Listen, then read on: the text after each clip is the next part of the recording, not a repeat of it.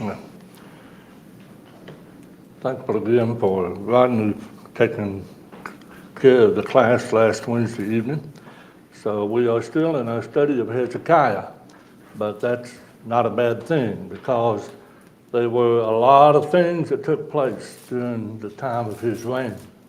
And one of those things that I hope that we will always remember, and maybe every once in a while, whenever we think about doing a little bit of Bible reading, that we would keep 2 Kings 17 in our minds. Because of all of our study of the children of Israel, the Old Testament, from the time that they came out of Egypt till the time of the divided kingdom and where we are now with the nation of Israel having gone into Assyrian captivity. 2 Kings 17 gives us the reasons for all of that. And it would do us well, I think, to ever so often go back and read those verses beginning with about verse 7 and reading through verse 18. And that's what we did in our last study a couple of weeks ago. We read verses 7 through 18 and pointed out the things that God pointed to Israel as to remind them of the things that were coming upon them and why. In our study of this section of Hezekiah, we know that he was 25 years old when he came to the throne of Judah, and he reigned for 29 years. It was during his reign that Samaria, the capital of the nation of Israel, fell. And that was at about I think it's somewhere around the 6th year of his reign. So that helps us to see that since he reigned for 29 years, then he had ruled for 23 years after the fall of Israel, after the fall of Samaria. Mainly during his reign, he dealt with the invasion of the Assyrians, the same nation that had captured and taken Israel into captivity. And of course, he was invaded by the king of the Assyrians, Sennacherib. And we read and studied concerning that in our study a couple of weeks ago. We saw that we realized there was 3 significant events that took place during his reign. One, of course, was his dealing with the tactics and not only making preparation for the Assyrian attack, but we also read concerning the invasion itself, how that first they wanted to rebel against Assyria. But Isaiah, you remember, advised Hezekiah to not rebel, but yet to let the Lord have charge in the matter. And so through Isaiah, we see that Hezekiah was told that there would not be an arrow shot, but that the king of the Assyrians would return back to Assyria. And that's what we studied. That's exactly what happened. There was a massive slaughter of the Assyrians, and the next morning when they woke up, there was dead bodies all around. And so Sennacherib left and went back to Assyria without a single one of the nation of Judah dying in battle. Not a single arrow was shot. Then we studied in the close of our study concerning the sickness of Hezekiah, which is probably the most single aspect of all of his reign that we probably remember the most. But we read about it in 2 Kings 20, during the first 11 verses, when, of course, he took sick, and it was certainly a bad time for him to take sick because of the threats of the Assyrians. And we find his sickness was from a boil. And Isaiah was sent to tell Hezekiah set your house in order, for you will die and not live. And it was with that Hezekiah turned his face to the wall and prayed to God, and God spared him 15 more years. And that brings us up to where we look at the third event that took place in the reign of Hezekiah. And that is when the messengers comes from Babylon.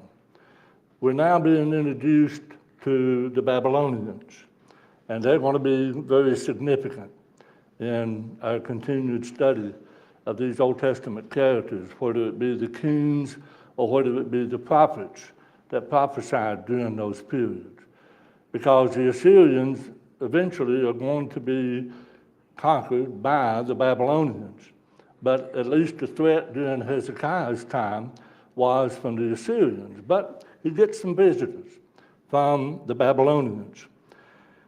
We see that the son of the king, let me get back, I think I skipped down 2 minutes. The sons of the king of Babylon heard that Hezekiah had been sick, and he had recovered, so they sent him letters and they sent gifts to him. And when they came from Babylon, the Lord left Hezekiah alone. This was going to be a test on the part of Hezekiah.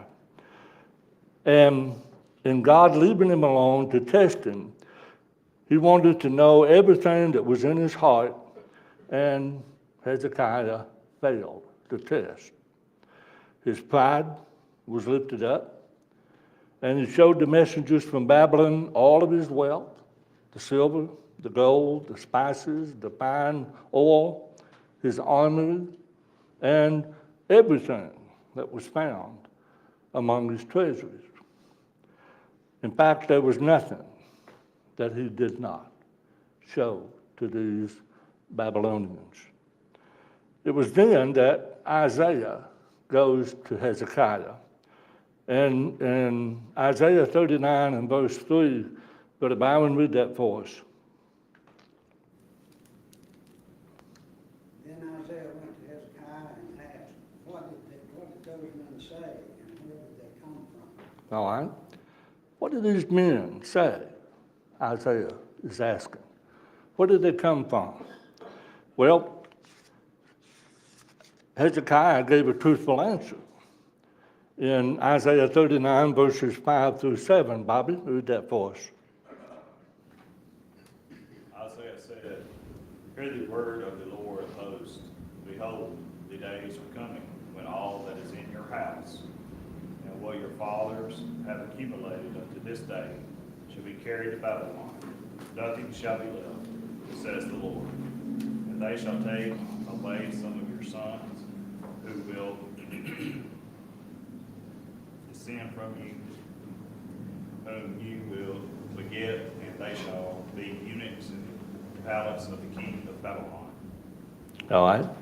Notice, there's coming a day when all that your father has accumulated is going to be carried to Babylon. Nothing is going to be left. Even they will take away your sons, and they will be made eunuchs for the palace of the king of Babylon.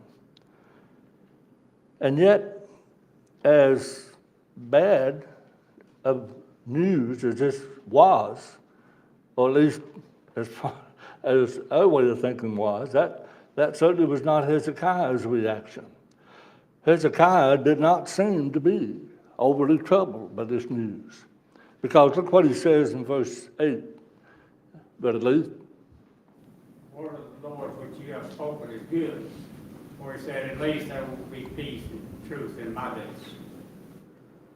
So, that was Hezekiah's reaction to what Isaiah says. What you've spoken is good. As far as my days, there's only going to be peace and truth. So, we see, however, let us remember this prophecy that Isaiah gives, because we're going to be watching these very things fulfill themselves as we continue on in our study. It's in chapter 20 of 2 Kings, verses 20 and 21, and 2 Chronicles chapter 32, verses 32 and 33, that we read about the death of Hezekiah. Hezekiah lived the rest of his days, according to these verses, in honor. And when he died, he was buried in the tombs of David's descendants, the kings, because he truly was a good king. We've read about kings in Judah that were so corrupt that they were not even allowed to be buried in the tomb of the kings. But Hezekiah was one of those that did. So, after all this time studying about Hezekiah, we finally get to what our study is about, and that is lessons that we can learn from Hezekiah. One of those is that he chose to follow God and live righteously in a wicked world. And that being the case, let that serve as an example for us.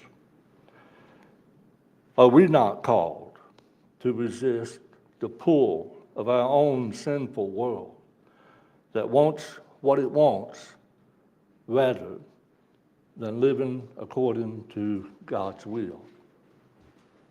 And certainly that is the society that we live in.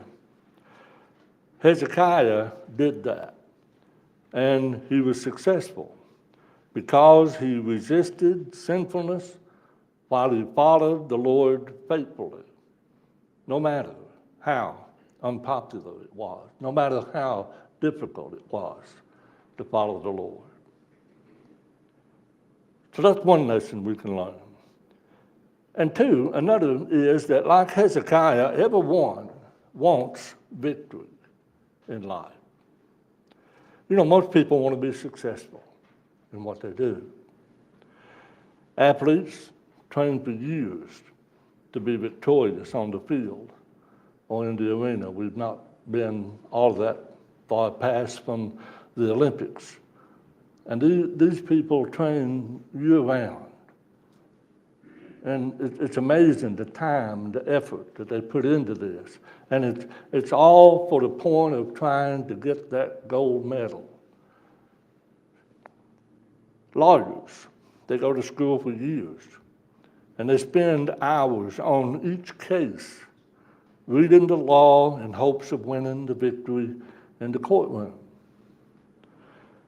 And yet, despite all of what we understand about people wanting to be victorious, people wanting to win, people wanting to come out on the better end, we all realize that the truth is there is much loss.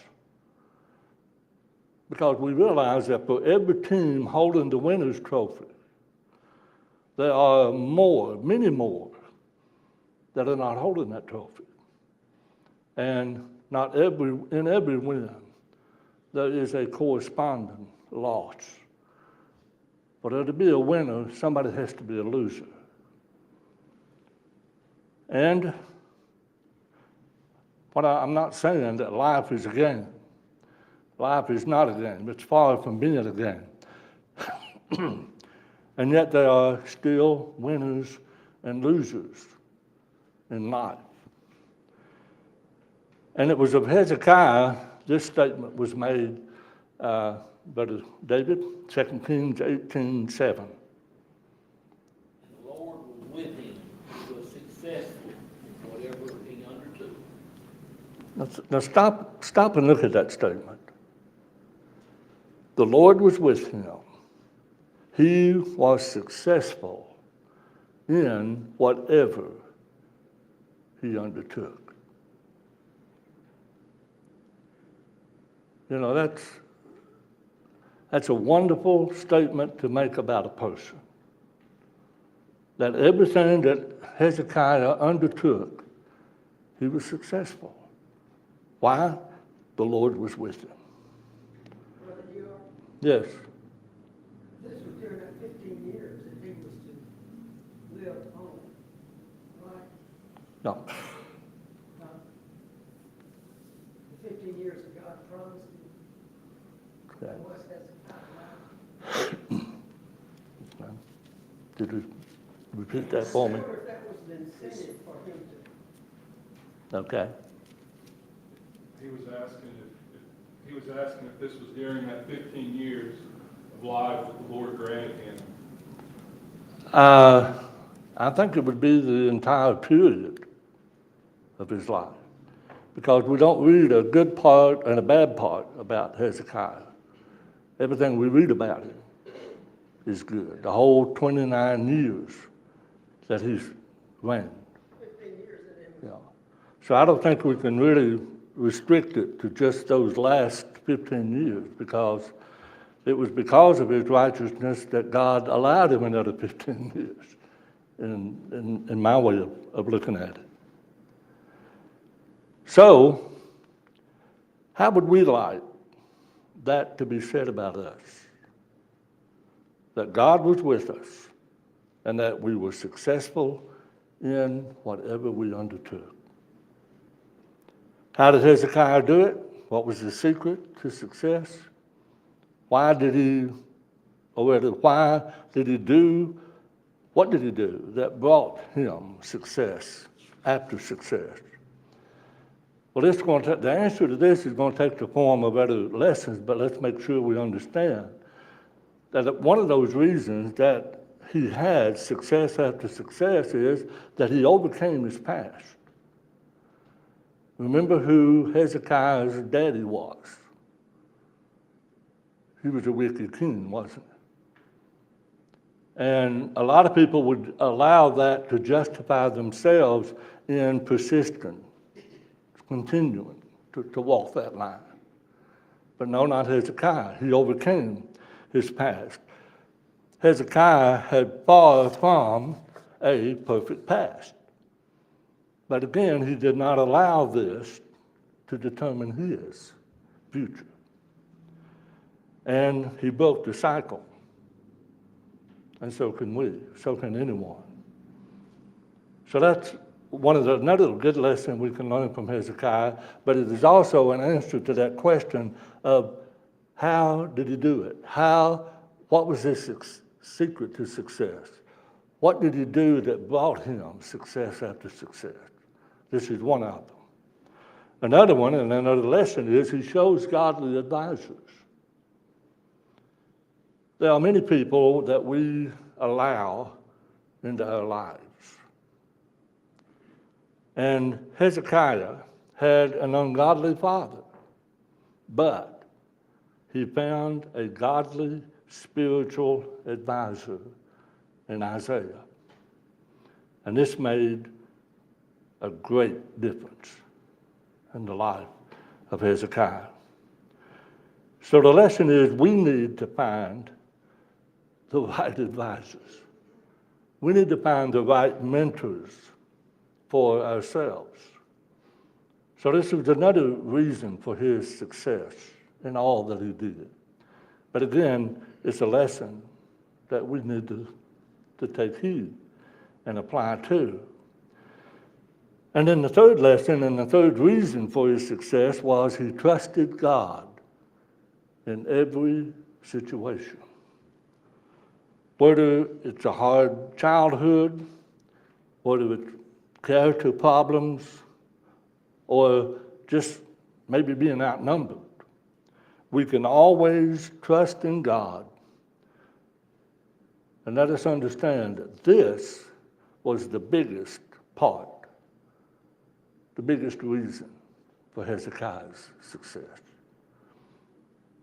These others played a part, but they are not near as important as this one here, where he put his trust. He trusted in God in every situation. So as we close our study of Hezekiah finally,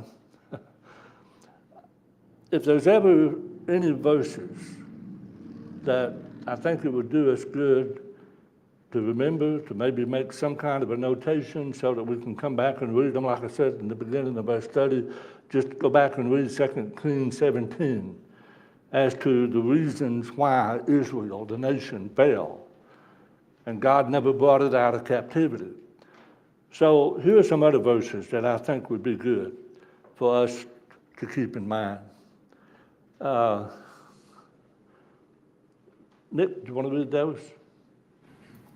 Hezekiah trusted in the Lord, the God of Israel. There was no one like him among all the kings of Judah, either before him or after him. He held fast to the Lord and did not stop following him. He kept the commands the Lord had given Moses. The Lord was with him. He was successful in whatever he undertook. So I guess this is the reason, Brother Dub, that I say that all of Hezekiah's life is summed up in these 3 verses. There was no one like him. I'm wondering if Hezekiah lived like he did most of those years, which was 15 of them, because God gave him those 15 years. Did that help him to maybe live a righteous life? I would think so. Okay, that's what I. Yeah, sure. Absolutely. Yeah, but what he asked initially wasn't tied to them 15 years. It's in that opening, though, if you read when Hezekiah became king, it talks about his daddy. Yeah. That's when that statement is made Right. about him. Early on. Not after, years later, but when we're introduced to him, we're told everything he did, he prospered because God was with him. That's a good point. Statement was made early on. He trusted in God. There was no one like him. And notice what that is. There was no one like him, and not just only all of the kings of Judah, but all of the kings of Israel. You put all of these 2 nations together, and all of the kings that were kings over these 2 nations. Hezekiah topped them all. As far as his trust in the Lord, as far as his holding fast and not stopping to follow him. I just noticed something. He died, Hezekiah died, and that would break the lineage of David. Okay. And the Lord was with him. Any comments, any other questions on our study? Like I said, we've been at this now for lesson 1 for a couple of weeks, and now lesson 2 for a couple of weeks, but there's been just so much that has taken place in both the nations of Judah as well as the nations of Israel. Okay, flip over here.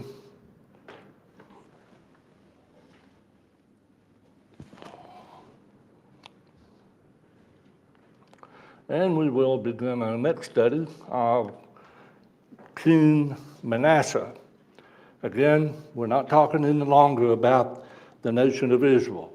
It's gone into Assyrian captivity, never to return. All that's left now is the nation of Judah. And that being the case, we have been seeing and using this chart, this graph, if you want to call it that, all through our study ever since we began studying concerning the divided kingdom.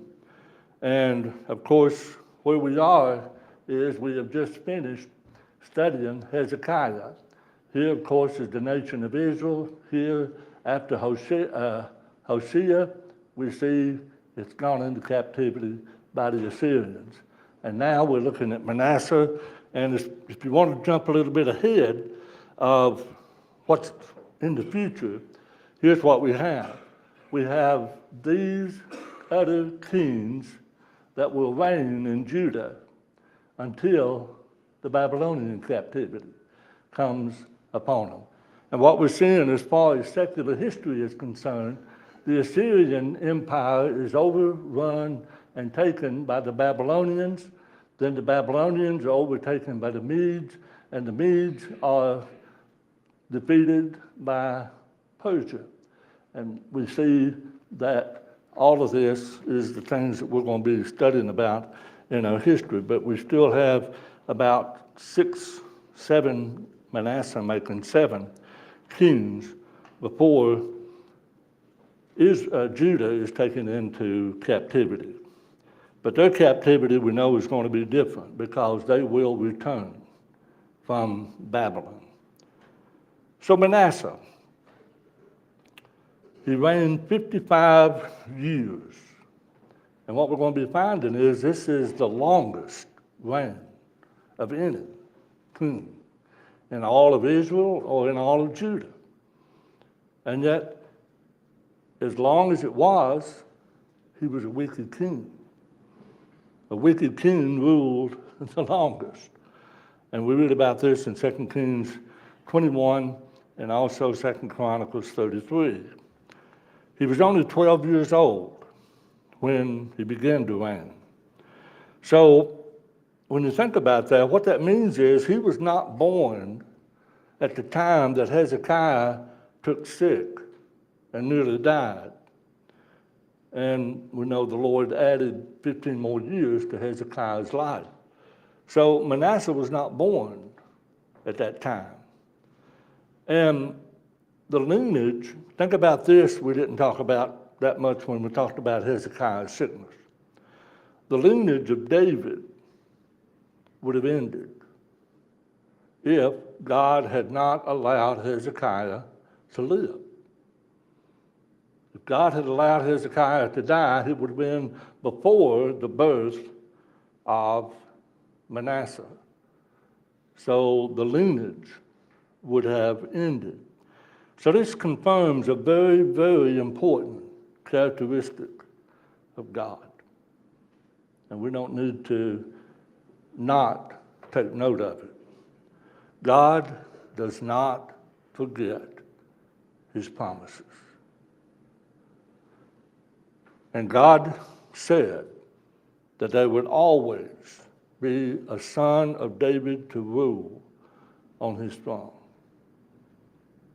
And right now, today, there is a son of David that is reigning on the throne. And that's Jesus Christ, who is reigning from heaven. And if you want to read about that, you can read 2 Samuel 7, verses 11 through 16. We said he was wicked. Let's look at some of his wickedness. In those verses in 2 Kings 21 and 2 Chronicles 33, what we read in those verses is that Manasseh worshipped every idol that he could find. Every conceivable idol that there was, Manasseh worshipped it. He engaged in doing all of the things that the nations had done, which the Lord had driven out before the Israelites. When God was bringing Israel out of Egypt, and I'm talking about Israel now as all 12 tribes, he brings them to the land of Canaan.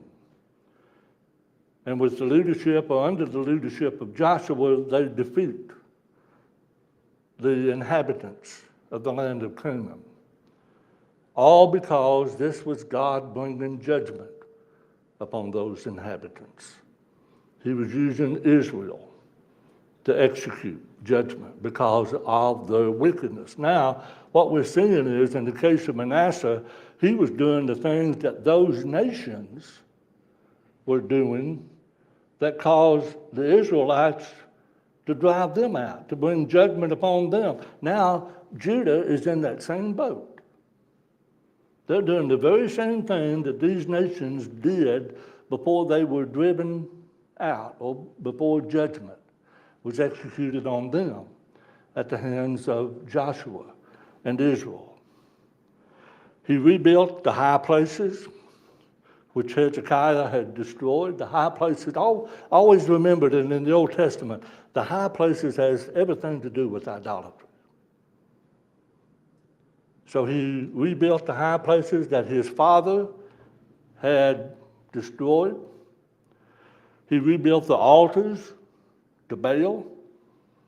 He even made an Asherah pole as Ahab of Israel, and we remember Ahab. He was a most wicked king of Israel.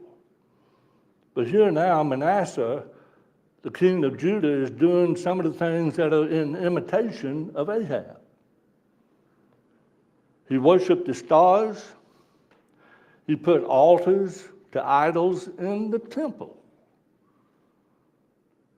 In the temple, which God said that in this place I will put my name. Well, it was that very place that Manasseh is placing these altars to these idols. He made his sons to pass through the fire as an idolatrous sacrifice in the valley of the son of Hinnom. And he practiced, if this isn't enough, he practiced sorcery and divination. I mean, you name it. Manasseh did it. There was nothing he would not do except good. I kind of just put it that way. Another one of God's promises that he gave to David and to Solomon, we read in 2 Kings 21, verses 7 and 8. Artem, you want to read that one for us? In this house and in Jerusalem.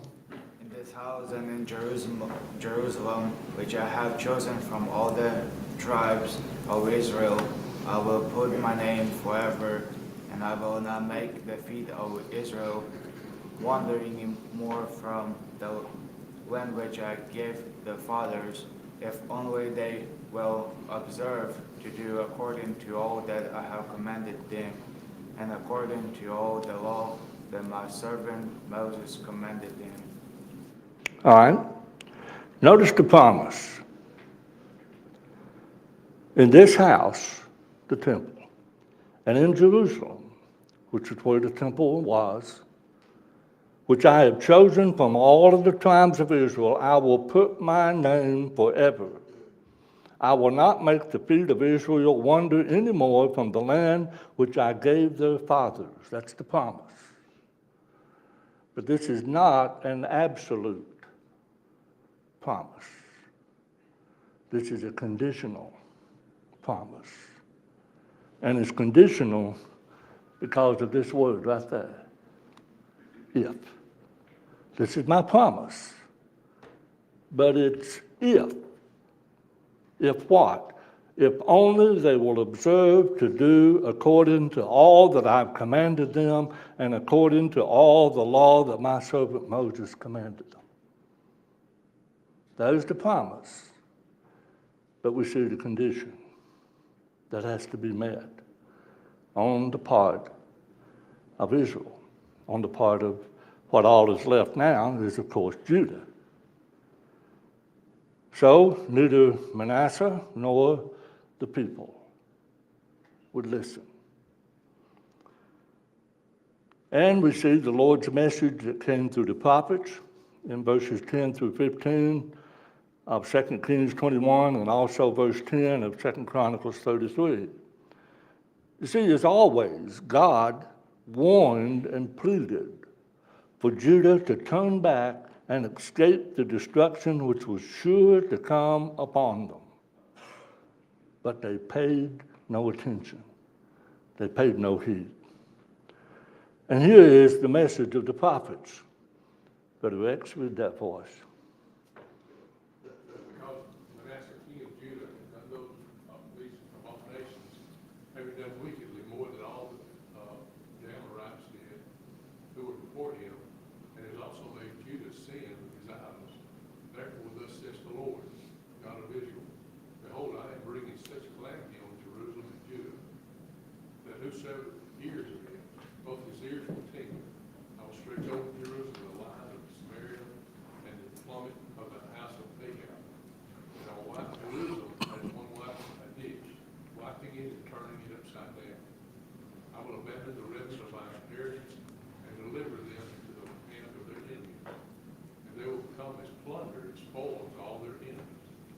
because they have done evil in my sight and have convicted provoking me to anger since the day their fathers came from Egypt, even to this day. What a message. And yet it was a similar message, was it not, that Amos, that Hosea, that Isaiah had given to Israel. Here's what's going to come upon you, and here's why. So, you know, Judah has had the perfect example. If you want to use that word perfect, that they've had the perfect example to see what Israel did and see what God did. And that should have been sufficient for them to say, look, we're going to have to straighten this up. Look what happened to Israel. So can we not but expect the same thing to happen to us if we're doing the same things that Israel did? But somehow, some way, obviously, they justified themselves. They brushed it off, which is always easy to do, despite God sending prophets to warn them of the inevitable judgment. And here's why. Those fail. Okay? So it's obvious that Manasseh, because look at the number of times that his name was mentioned in those verses that Brother Henson read. It's obvious that Manasseh crossed the line of God's patience and God's long suffering.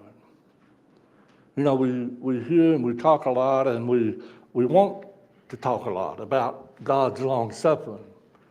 But what I hope we can see in our study of the Old Testament in instances such as this is that there is an end to God's long suffering. God's long suffering just doesn't go on and on and on. It comes to an end at some point. We don't know where that point will be, when that point will be, but it will come, just as it did to Israel, just as it did to Judah. So Manasseh simply ignored it. And even as late, well, from that day forward, judgment upon Judah was inevitable. And even as late as the days of Jehoiakim, and when I went back on our chart that we had looking ahead of the kings that was yet to still reign in Judah, Jehoiakim would be the fourth king from Manasseh.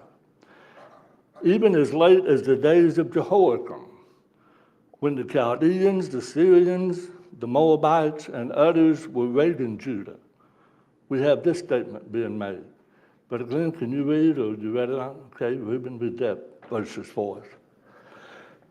Against the bands of Chaldeans, bands of Arameans, bands of Moabites, and bands of Ammonites. So he sent them against Judah to destroy it, according to the word of the Lord which he had spoken through his servant the prophets. Truly at the command of the Lord it came upon Judah to remove them from his sight because of the sins of Manasseh, according to all that he had done, and also for the innocent blood which he shed, for he filled Jerusalem with innocent blood, and the Lord would not forgive. All right, again, look at the number of times the name Manasseh appears.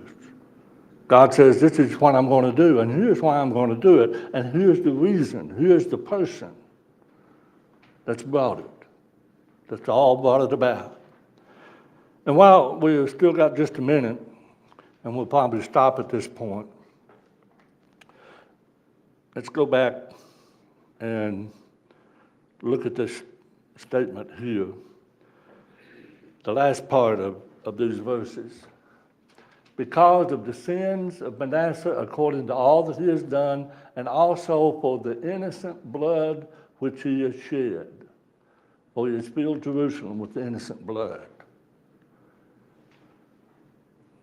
Tradition, and this is not scriptural, but tradition, history, has it that one of those innocent innocent blood that Manasseh shed was the blood of Isaiah. And it would be of no shock, really, when you think about it, because the scriptures, though they do not say that Isaiah was among those that were innocent, but it's for sure anybody that opposed Manasseh's sin was dealt with ruthlessly. And you know where Isaiah would have stood, don't you? He would have stood opposed to Manasseh. Moreover, Manasseh shed very much innocent blood until he had filled Jerusalem from one end to another, besides his sins with which he made Judah sin in doing evil in the sight of the Lord.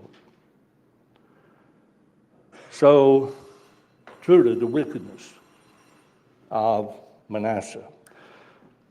Lord willing, we will pick up with looking at the continuing story of Manasseh. And according to your papers, flip on down here.